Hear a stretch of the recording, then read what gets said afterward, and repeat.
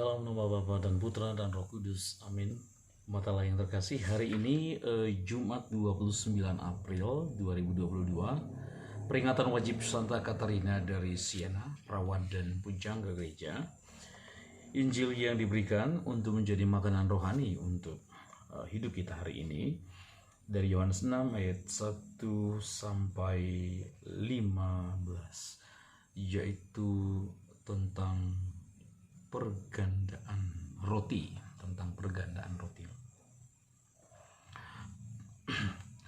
Saudari-saudara, kita harus punya kepercayaan bahwa Tuhan selalu tahu apa yang akan Ia lakukan. Dia selalu punya rencana yang sempurna untuk kita, dan kita yakin akan hal itu senantiasa. Dalam perikop Yohanes 6 ayat 1 sampai 15 kita membaca atau merenungkan cuplikan dari mukjizat pergandaan roti dan ikan.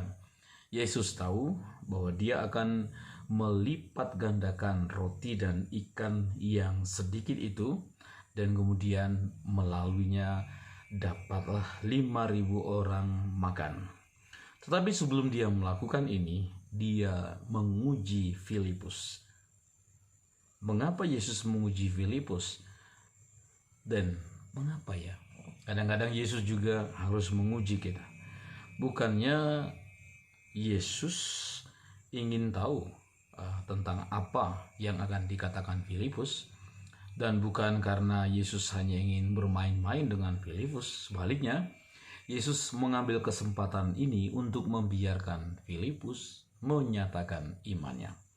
Jadi sebenarnya ujian Filipus ini adalah sebuah anugerah baginya, karena memberikan kesempatan bagi Filipus untuk lulus ujian iman. Ujiannya ialah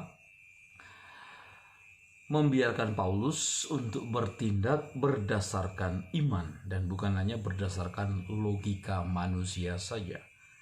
Tentu para saudara, baik untuk menjadi logis, baik untuk berpikir logis. Namun seringkali hikmat Tuhan mengalahkan logika manusia. Dengan kata lain, justru membawa logika manusia ke tingkat yang sama sekali baru. Ini membawa Filipus kepada tingkat di mana iman kepada Tuhan menjadi lebih unggul. Jadi Filipus pada saat itu dipanggil untuk menawarkan solusi, mengingat fakta bahwa anak Allah ada di sana bersama-sama dengan mereka. Dan Filipus gagal dalam ujian ini. Dia menunjukkan bahwa upah 200 dinar sehari tidak akan cukup untuk memberikan orang banyak itu makan.